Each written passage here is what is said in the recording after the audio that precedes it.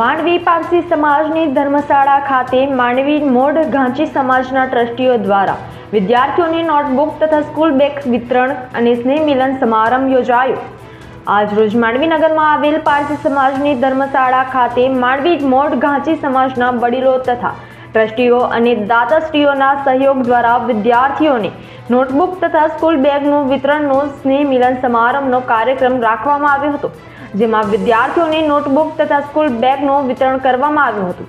આ પ્રસંગે સમાજના ભાઈઓ બહેનો મોટી સંખ્યામાં હાજર રહ્યા હતા અને ભોજનની પણ સુંદર વ્યવસ્થા કરવામાં આવી હતી।